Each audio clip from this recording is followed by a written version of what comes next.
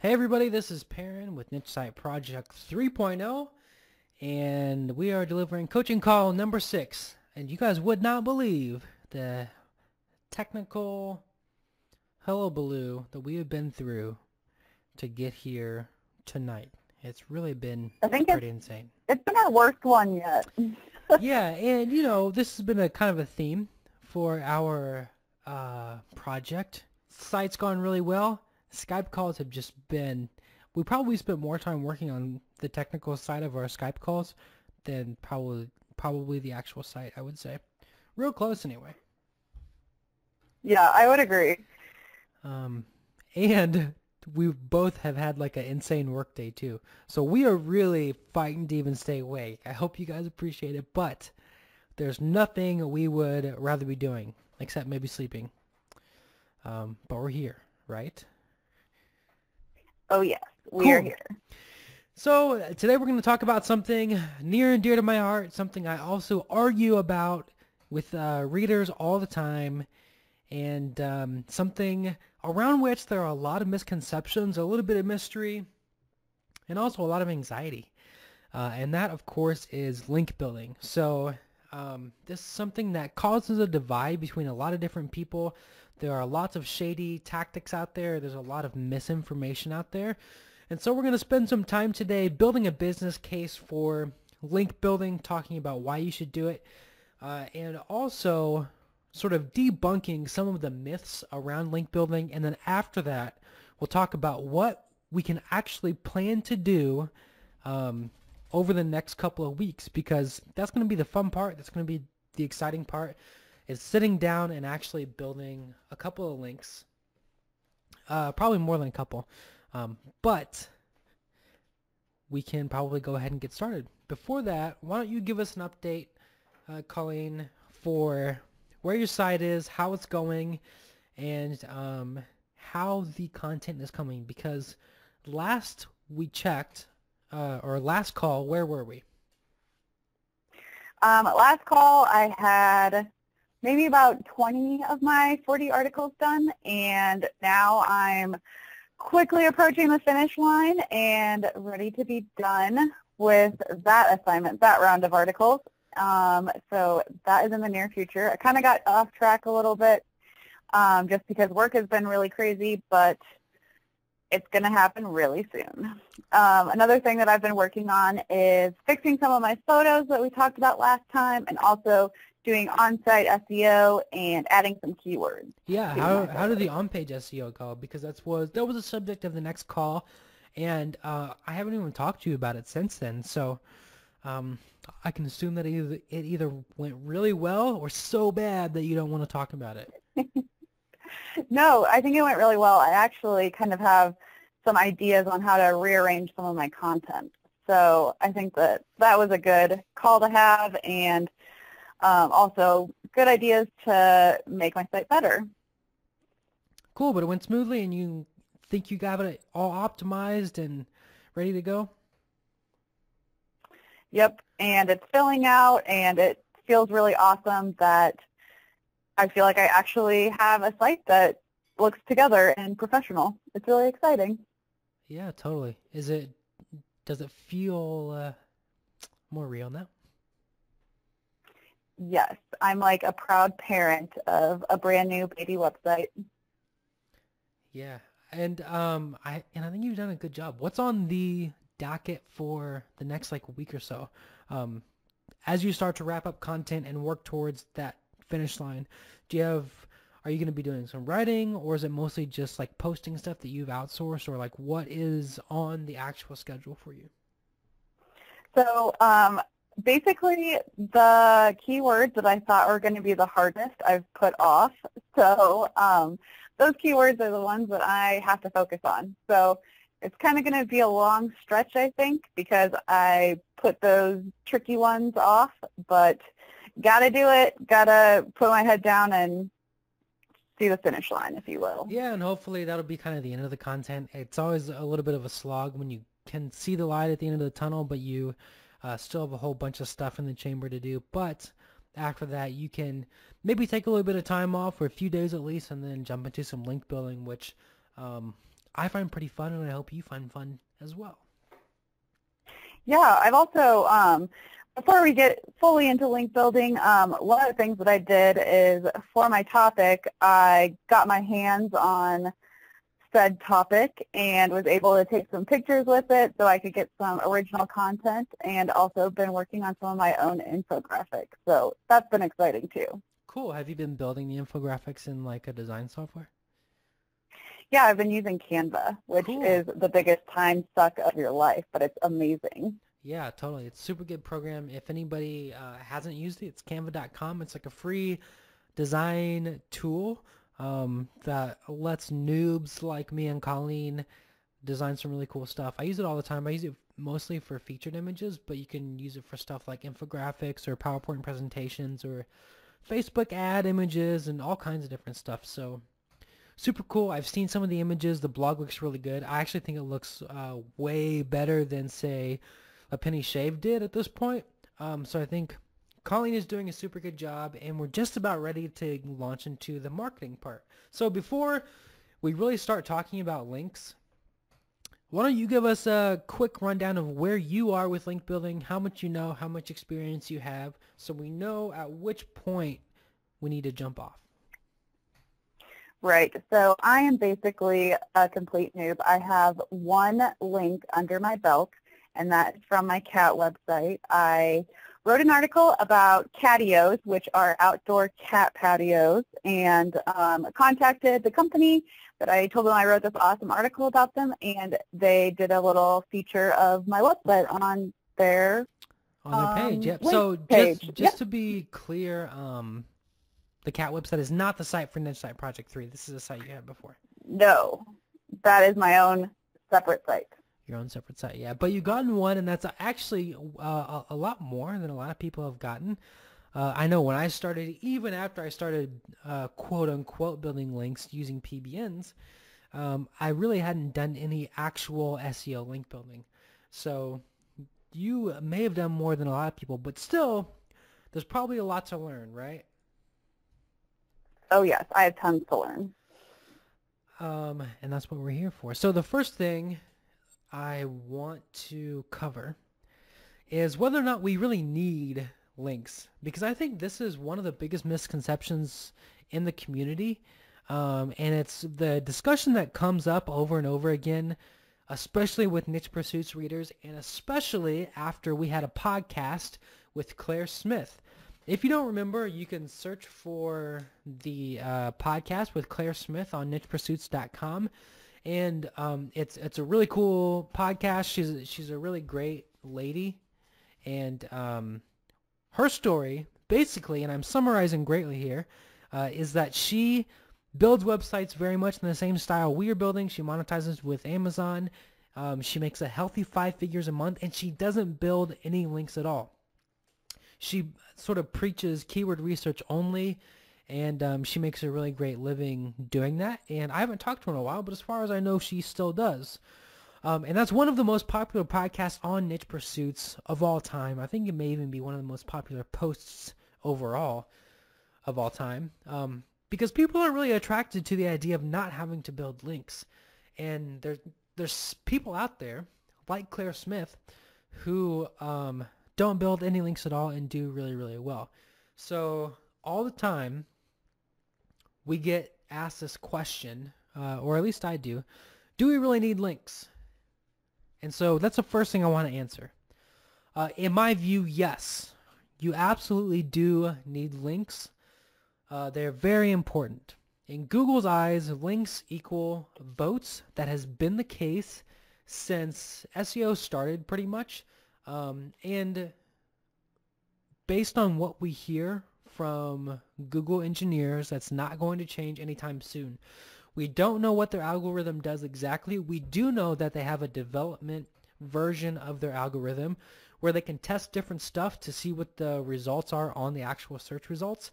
And we know from Google engineers that they have tested versions of their search algorithm that don't include links.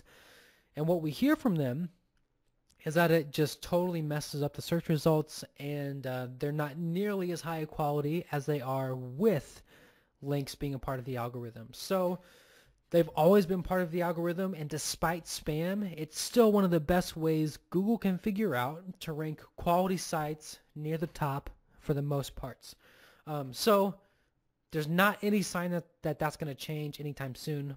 Plus, Moz, the company who runs like Open Site Explorer and who is now the preeminent search firm, or I'm sorry, research firm for SEO, released in their 2015 study on ranking factors. So at the end of 2015, they released a study, and they found that links still matter greatly in how high you rank for keywords. And we'll probably link to that in the blog post. But the basic point is links still matter, and we know from Google's own mouth, from the horse's mouth, that links aren't going anywhere anytime soon. And before Matt Cutts left, he left, right? He said that links are still going to be important for the foreseeable future. So, yes, you need links. And that's always been my stance, but I think it's even more important nowadays. Now, some of you may be asking, based on what I just said, or maybe if you've heard people like Claire talk about their success, you might be asking, but I thought some people did fine without link building. And that's true. But it's only true sometimes, and in my experience, it's only true rarely. The more important point here is that it doesn't excuse you from building links. Even if there are some people having success with no link buildings, or with no link building, it doesn't mean that you can afford not to build links with your specific site. So, I want to talk about 4 or 5 reasons that links matter, especially for sites like mine and Colleen's and yours if you're out there building a site too. So, reason number 1 is that if everything else is equal, sites with more links will always do better than sites without links. So if there's site A and site B, they each have 20 articles, they're targeting similar or the same keywords, and site A has no links and site B has 100 links, site B will always have more traffic and will always have more revenue than site A. Another way to think about this is to imagine 2 versions of your site. So maybe you have a site at the beginning of your life that has 20 articles, but it doesn't have any links. And you have a site at the end of a couple of months of link building, has 20 articles, but it has 50 links pointing to it. That version of your site will always get more traffic and will always get more revenue than the site without links. So it's a really important point, and I think it's worth mentioning because even though there are people having success without links, that doesn't mean that their sites are doing as best as they could be doing, right? So links always improve a site unless they're really bad links, or if you're doing something wrong, or if they're spam links. Of course, that stuff is true. But in general, links or sites with more links will always be doing better than sites without links, and that's true for your specific site. The more links you get, the better it's going to do. So question for you, what is the best sweet spot for content? Like how, our goal here is 40 articles, but how did you come up with that number? What's the right content to link building ratio before you get started link building? Yeah, super good question. That's going to be a matter of opinion. And for us, we kind of covered that in, 2 calls ago, where we sort of decided that maybe 60 articles was overkill for us, and we wanted to try to get out into the market sooner, and we wanted to start networking sooner and doing promotions sooner. I tend to go half and half. So for my site, I spent 2 months writing articles until I had 60 or 70 articles, and then I spent 2 or 3 months building links until I had maybe 50 or 100 linking root domains. I think about 100 linking root domains is when I kind of sort of stopped and settled down. So for me, it was half and half. Of course, you have people like Claire who spend almost no time building links. And you have people on the other end of the spectrum like Chris Lee. from rankxl.com. Chris Lee, when he starts a site, he'll put up 2 or 3 really great posts and start building links right away, even without a full site. And he has tons of success doing that, right? So it's kind of a gut feeling. I like my sites to look full, and I like to be able to stop content completely and focus on link building, and sort of do stuff in batches that way. But it's going to be different for every person. I just like to alternate. So I did content until I had a full looking site, and then I did a few months of link building. And then as soon as I saw that Google liked my site, I focused almost entirely on content until now, where, you know, I have hundreds of articles. I haven't done any link building beyond those first couple of months, except for some light guest posting. And I should probably switch back soon and start doing some more link building again.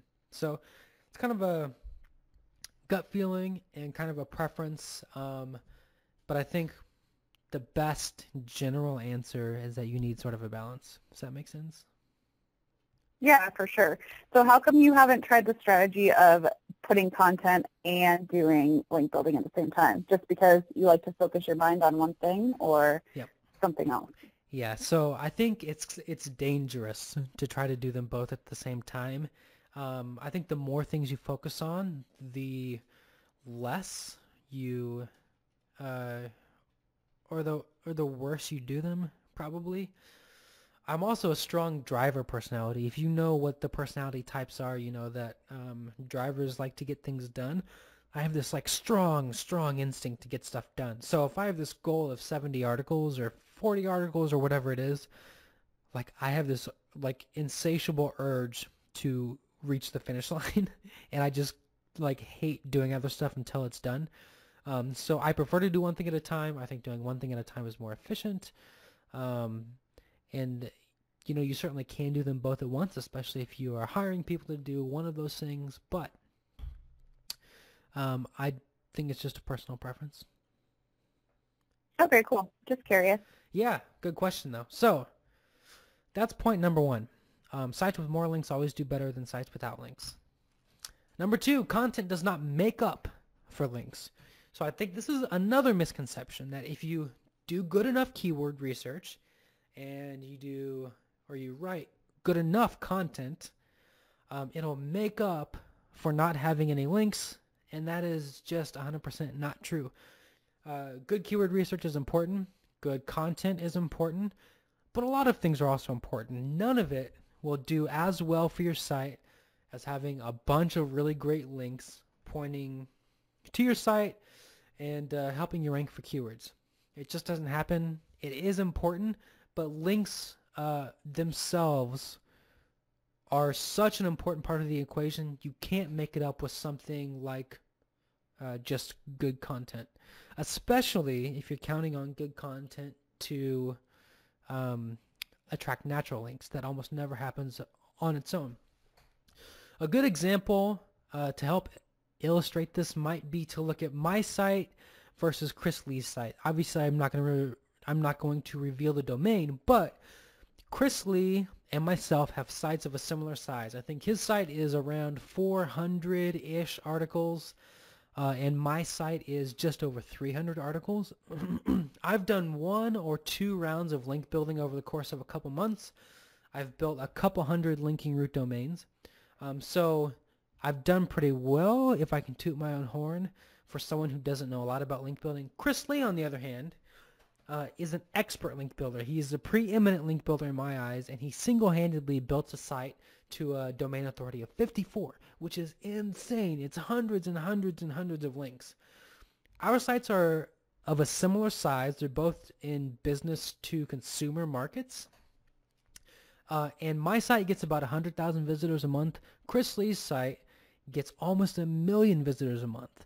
And I think it's a really good illustration of just how powerful links are by looking at 2 sites of a similar size and a similar age. I think his might even be a little bit younger than mine, and to see just how big the difference in traffic is.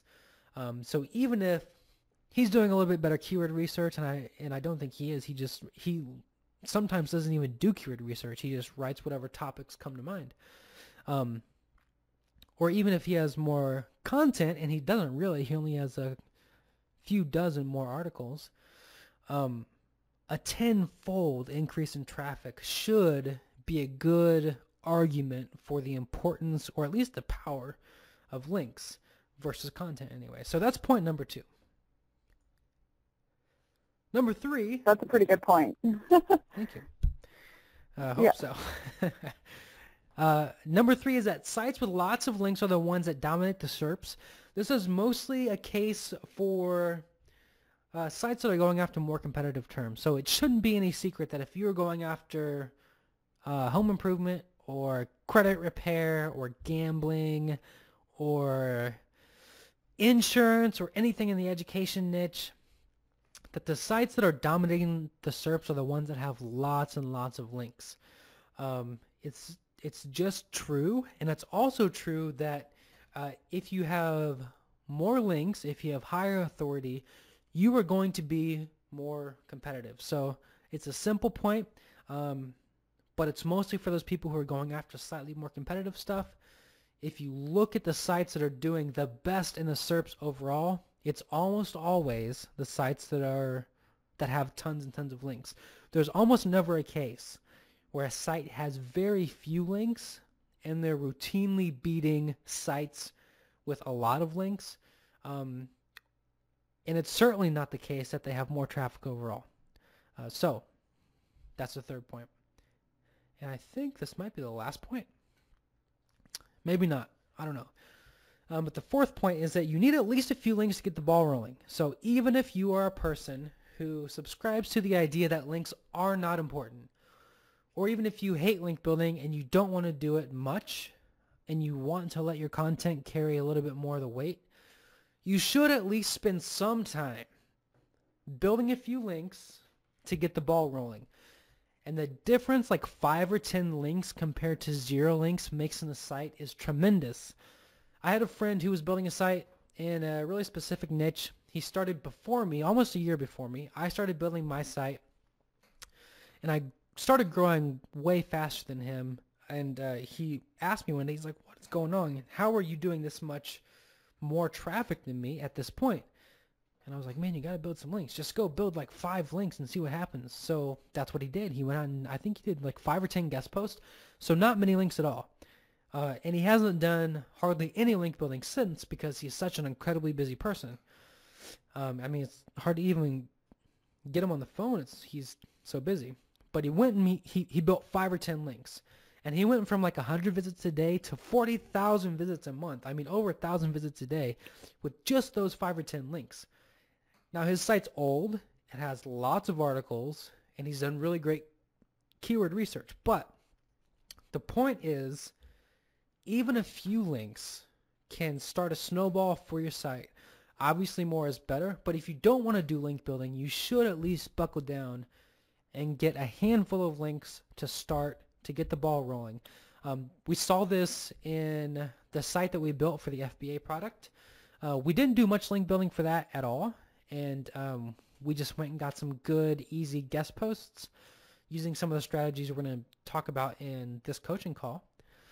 And that was enough. And that site gets plenty of traffic and makes plenty of money. So if you don't want to do link building, you should at least prepare to get a couple of links. Does that make sense, Colleen? Yes, it does. I feel like you have hit the ball home pretty hard on all of those points to do link building. So if anyone is listening and they still are skeptical, I would be surprised. Getting fired up? Yes, very. Yeah, right. You want to go to bed, so do I. Actually, no, I'm getting excited. And, you know, it'll actually be pretty exciting when you start doing it. I think it's pretty fun. But so there's one more point here. Point number 5 is that links have indirect benefits as well. So there's the obvious stuff like referral traffic and that sort of thing, where like if somebody links to you, you can capture some of their audience and build a little bit of credibility in the industry or whatever. But the biggest benefit to me, or one of the biggest benefits of going out and executing a link building campaign is the indirect benefit of building relationships. And that sounds like such a cheesy thing to say. It's like when people say just go network, like what does that even mean? It's kind of this nebulous, weird term, building relationships. But it really happens when you go build links because you're emailing back and forth with people and you just get to know them and you actually do make friends. And it's happened to me with my current site where I've emailed back and forth, got a link or wrote a guest post for somebody. They asked me for a favor and I gave it to them.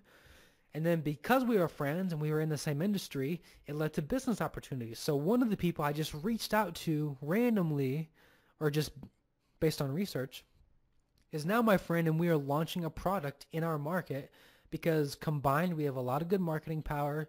We have worked with each other before. We know and like each other, and we just think it's a good opportunity.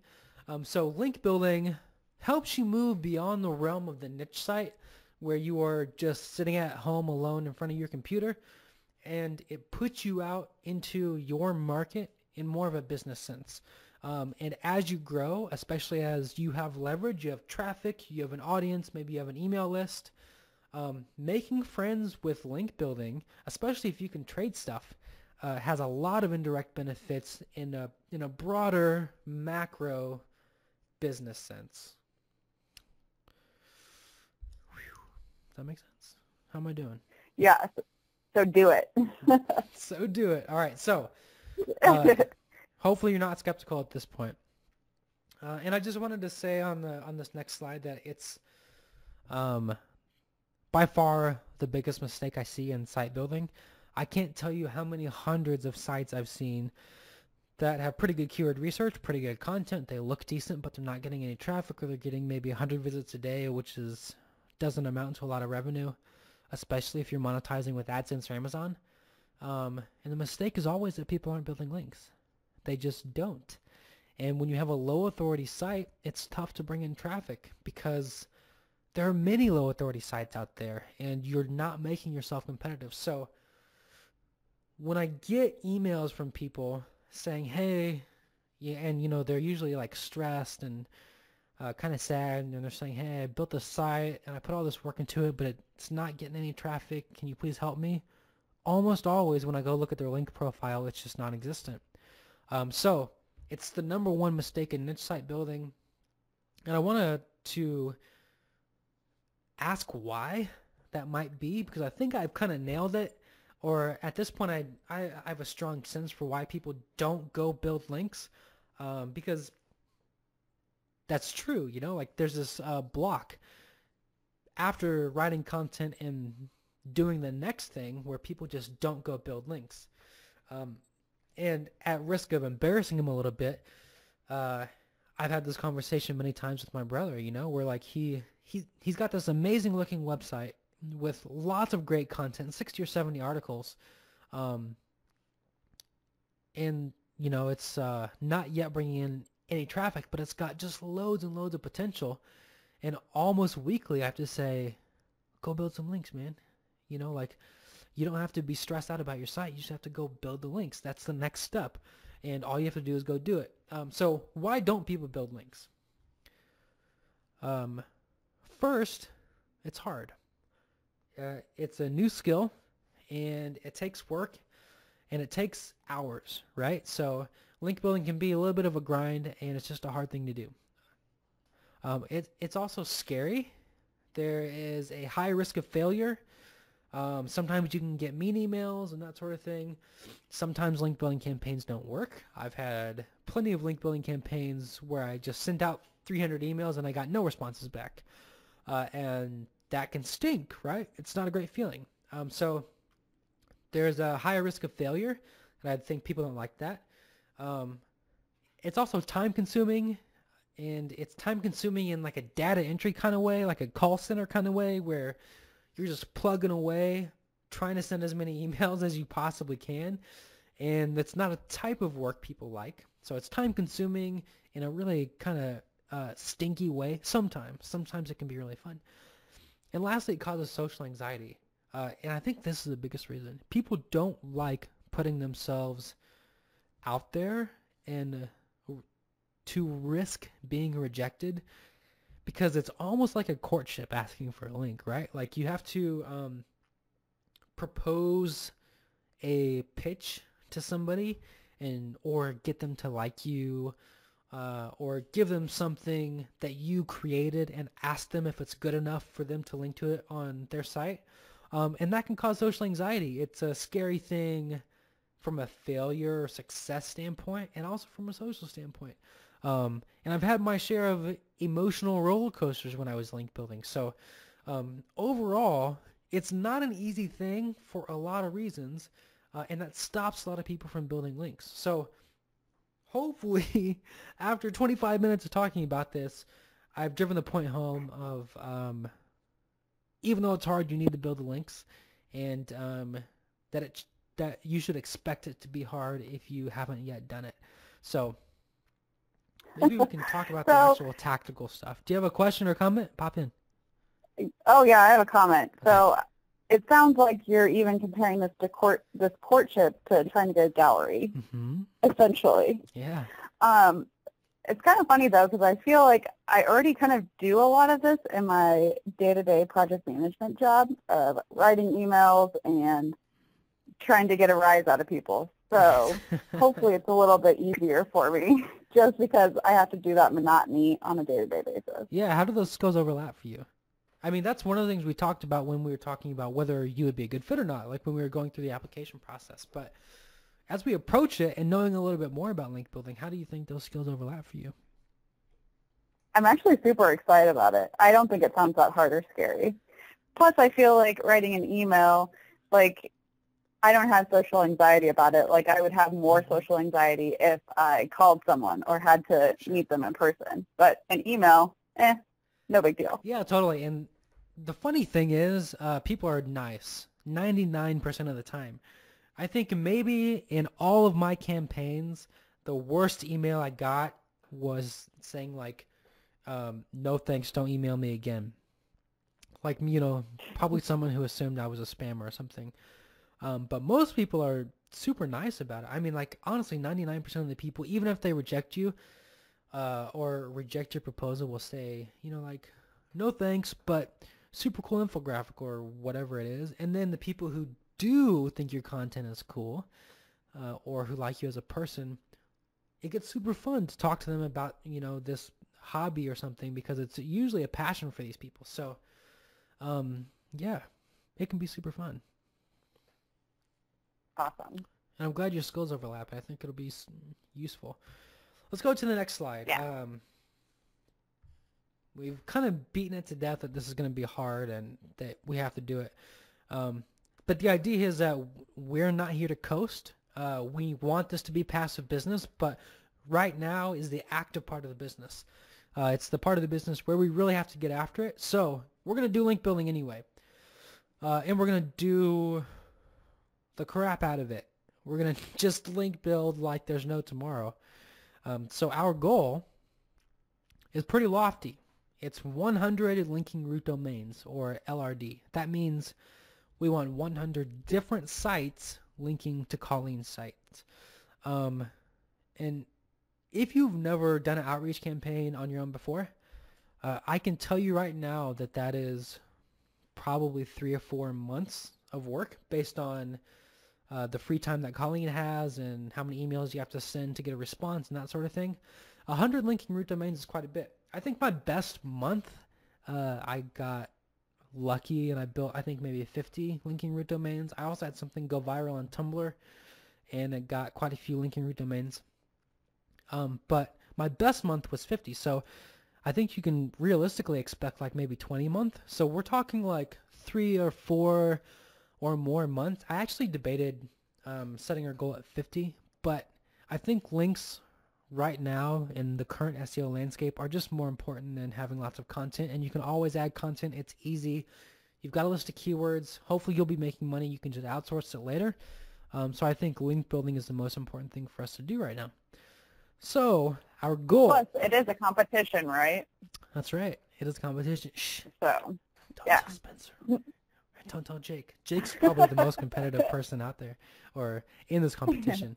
He's a baseball player, so he's probably really wants to kick our butts. But yeah, 100 linking root domains I think is a goal that will get this site earning really good money the quickest. Okay, so let's talk about link building. It's called Link Building 101. We're not going to do all of link building. I want to just cover kind of what a good link is, what a bad link is, and then the one tactic we are going to use just to start. So we're going to use a few different tactics, but in the next 1 or 2 weeks, we're just going to focus on one. So first, I want to talk about examples of bad links. And some of these aren't necessarily bad in the sense that they're gonna get you penalized, but they're just not worth it. Not worth the effort. They're not going to move the needle. And I was just having this discussion in a niche site group on Facebook. Some links aren't necessarily dangerous, but it's just not worth the hours you put in. So first type of bad link is like a PBN. You guys have heard me explain over and over again why PBNs are bad. They're highly dangerous. If you use a PBN, your site's not going to be around for very long at all. So don't use PBNs. They're also way more expensive, way more work, way more of a logistical headache than just building some white hat links. So PBNs are bad on pretty much every single front. The other type of bad link is automated link. That's a link built with something like GSA or SEO nuke. Anything that you can just click a button and send some software to, or I'm sorry, click a button on some software and see a bunch of links pop up. That's bad link. Those are the two other types of links that aren't necessarily dangerous but are certainly not worth the effort are forum links. And also you can lump into this like Q&A sites like Quora. Not super great links. They're not going to hurt you, but going out and finding a bunch of forums and dropping comments in those is just not going to do anything for your blog. It's better to focus on better types of links. And blog comments. Blog commenting has been around forever. Some people like to do that as their only strategy because it's so easy. It's just not worth it at all. And I have found that blog comments almost never really move the needle. So the general rule of thumb here is that bad links are easy links, or easy links are bad links. If you can find a link and it's super easy, or you can just throw somebody $25 and you get a link, just assume it's bad. And of course, you know, I didn't say this in here, but like Fiverr and that sort of thing, bad links. So if a link seems too easy, too good to be true, it almost always is. So does that make sense? Do you know what I mean when I say those types of links, Colleen? Yep.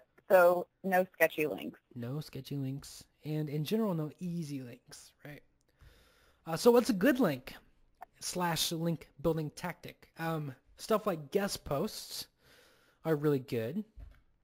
Links and resources pages. So some sites will have a page dedicated to linking out to people they like or resources that they think are valuable for their audience. Those are great links.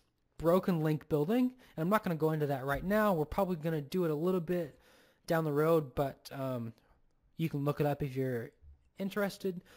Skyscraper links, we're not going to go into that here either. That's a method developed by Brian Dean at Backlinko, and the same with gustographics. That's a method I like a lot. But we're not going to go into that today. You can read about it on backlinko.com. But the idea generally for what makes a good link is a link that is editorial, that you secured from outreach. So editorial just means that a person decided to put your link in one of their pages or posts. That's what editorial means. You didn't do it, somebody else did it. And outreach just means you got it as a result of an email. So good links are editorial links you got from outreach. Does that make sense? Yeah, it does. So when you are reaching out to people to guest posts, do you typically, and you may be getting into this, but do you typically give them ideas for what you would want to write about, or do they just like talk about you? Like, Can you go into a little bit more detail for me? Sure. And I'm not going to get into that exactly, so it is a good Sure. question. And it depends on the blog. I'm actually writing a post on this over at Authority Hacker right now. But the general idea is that there's a difference between small blogs and big blogs. Small blogs are run by people who are following their passion. They're probably not making a lot of money from their blog. They are easily flattered, and they get a kick out of people who are really interested in what they're doing, right? For small blogs like that, you want to just try to make friends first. So you might just Gotcha. write them, see how they're doing, compliment them, shoot the breeze, email back and forth with them, have a few laughs, whatever. Then after you're friends, you can make your pitch and just say, hey, this might be a good idea. It could be a win-win for both of us. What do you think? And if you're friends at that point, they're, usually very willing to do it. So that's usually how you approach small blogs. Big blogs, or, even like media sites, something like Mind Body Green or Greatest, or, like anything that has a budget, right?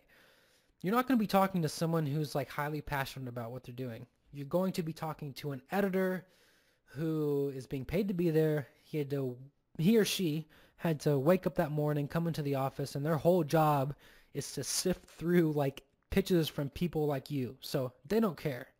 They're interested in one thing, and that's doing their job, and part of their job is to get good content for free.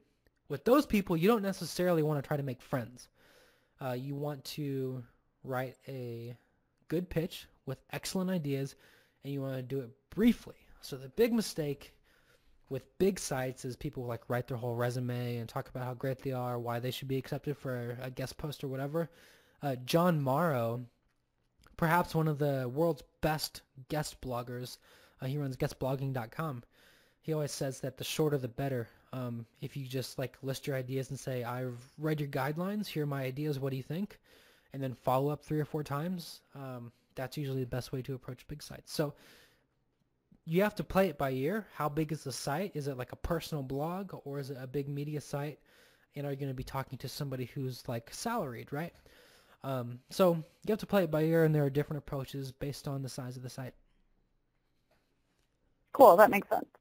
But very good question, and something that I didn't put in here that you can do as you start kicking butt. Okay, so that's a good link, and for the next week or two, we are going to tackle all of these types of links: guest posts, links and resources pages, broken link building, and either skyscraper or gesto graphics, one or the other. I don't think we'll do both of those, but we're going to tackle these one by one.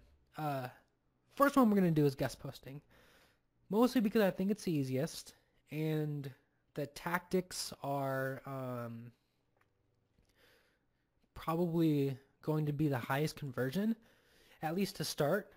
We're not going to get more links necessarily, because guest posting typically takes more time, because obviously you have to write whole posts to get a link, and there are more efficient ways to build links that don't require writing posts, but the conversion should be higher. So I think it'll be whatever the opposite of demoralizing is. Remoralizing? I don't know. Sure. It'll be moralizing. It'll psych you up, and that's important when you start a link building campaign. So I want to break guest posting down into 3 different parts. You know what a guest post is, Colleen? Yes, I do. Just writing a post on somebody else's site, right? That's pretty much the definition of guest posting. Yep. And then you kind of like say who you are, and then like link it back to your site, right? Right. And you can do that either in an author bio, which isn't optimal. You want to, as much as you can, have your link in the actual article.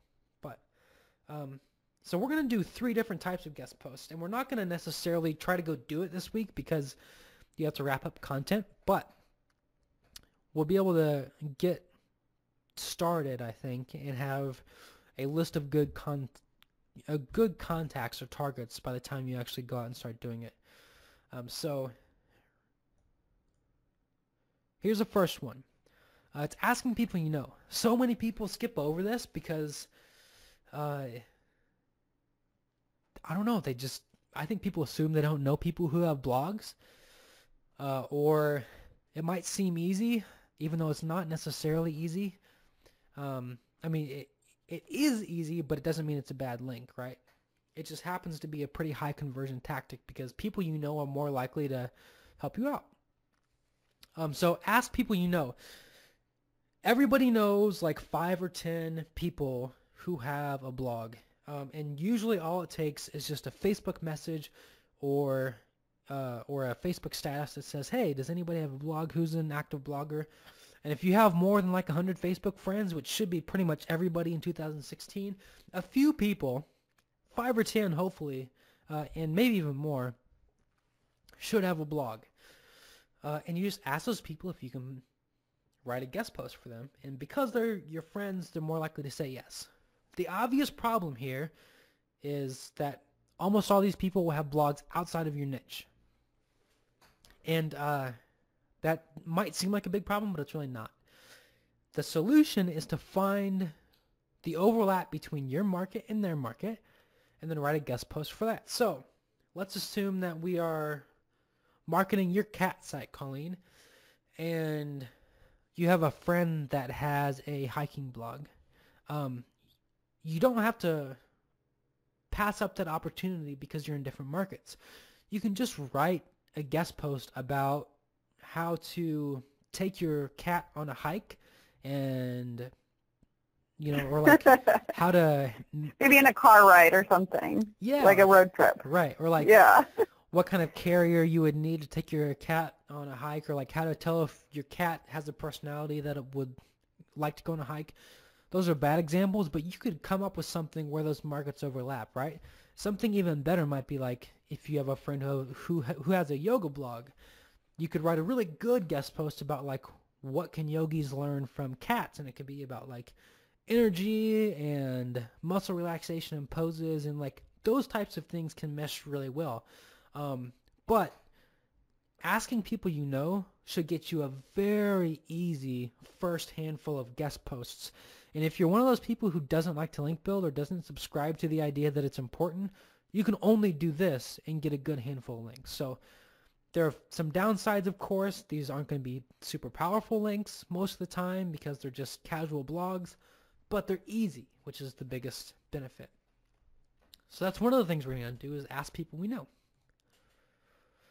Second, we're going to find major blogs we want links on and then make those relationships happen. That's in quotes because this was one of the pieces of advice from one of the best link builders I know. He's a guy in Chicago named Ryan Fahey, and he has pretty much single-handedly built multiple sites up in the DA 50 or 60 range. He's extremely good at building links, and this is his favorite strategy. He loves to guest post, and when I ask him what he likes to do to build links, he's like, I don't try to find a bunch of opportunities. I don't try to find easy opportunities. I try to find the sites that I want links on, the sites that are going to be best for me, and then I just make those relationships happen. So obviously, for the sites that you want links on, you want to like high authority sites, sites with active audiences, sites where if you got a link, you would show it off, where like you would Facebook message Perrin and be like, hey, look at this amazing link I got. Didn't I do a great job? And I can go, yeah, Colleen, leave me alone. I have to work. Aren't you supposed to be working? And but you could do it because you got a great link, right? It would be a good excuse. We don't really do that, by the way. Actually, we do kind of. Actually, I do that all the time during work. Yeah. We've had some weird conversations for sure. But the idea is to make those relationships happen. What Ryan does, my friend Ryan Fahey, he will look at those sites and try to find like an editor or a marketing person or somebody who looks like a good target, email them, follow up 3 or 4 times, and in some cases he does try to make friends. He would go against my advice, right? And if he can't get a hold of that person, he just moves to the next person. These are sites that have lots of people working for him, and he just goes down the list until he develops a relationship with somebody from that site. So this takes quite a bit of time, but it works really well. I think the best link I've ever gotten was using this technique, and I think it was like a DA75 site, very good site. It's probably the biggest site in my niche, and I just followed up until I got a response. Felt annoying, but it worked. And I think it maybe took, after that, 10 or 12 emails to negotiate a guest post with the editor. But then I got it. They loved it. Their audience loved it. And it was a great win-win situation. And that one link has done wonders for my blog. It's one of the best links I've ever gotten. And it's worth the time, right? I think I'm losing my voice right now. But it's worth the time because that link has so much power that it's worth, thousands of blog comments or whatever. So, tactic 1, ask people you know. Tactic 2, find major blogs you want to be on and then make those relationships happen. And then, tactic 3, not 2, is finding prolific guest posters in your market and pursuing the same opportunities. So usually, if you're looking for guest posting opportunities, you'll find a couple people who are writing guest posts, and you can just see what they are, or see where they are guest posting, or you can use the queries below to find those guest posters and see who's taking guest posts actively, even if they don't advertise it on their site. So it would be like keyword guest post by, keyword guest article by, keyword guest author, and you'll start to find sites that are doing guest posts, and then you can maybe even like export these and sort them by domain authority or whatever. But it's a better way to find these opportunities than, say, searching for Write For Us pages or something. So that's the other one.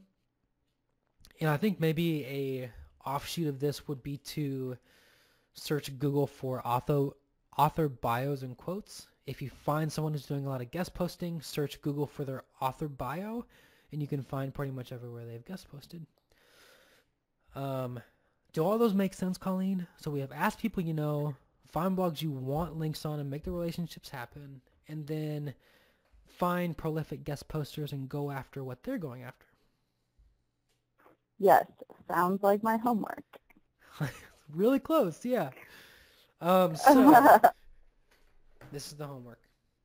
One is to ask 10 friends with blogs to guest post. They're your friends. You can manage those relationships very casually, but see if you can line up 10 friends that'll let you write a guest post for them. Number 2 is to find 20 high DA blogs in your market or close. And try to find contact information for someone who seemed like a good contact. Even better, find 2 or 3 because you may not get a response from one person and you'll have to contact somebody else. And then 3, find 1 or 2 prolific guest posters and find 20 good opportunities based on their posts. So the end goal will be to ask 10 friends and then document 40 other guest post targets.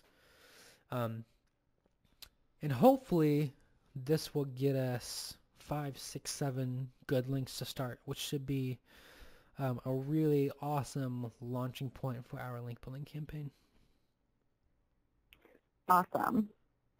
So I'm going to just be, I'm going to be running towards the finish line this week. I have this homework and then getting the last of my content up. Mm-hmm. This is pretty awesome. I'm really surprised that we're this far. It's this early. Yeah, I mean, I think that's kind of our strengths. We're both get her done type of people, and I think we've made plenty of mistakes along the way, and we've sort of dove in without talking through every detail, but I think it's worked well for us, and I think we're really far along, and probably ahead of where I thought we would be. So I think we're doing a good job. Yay. Yes, at least that's better than our technical call difficulties every week. Yeah, I know. Do you have any questions? How do you feel about this homework assignment or guest posting in general?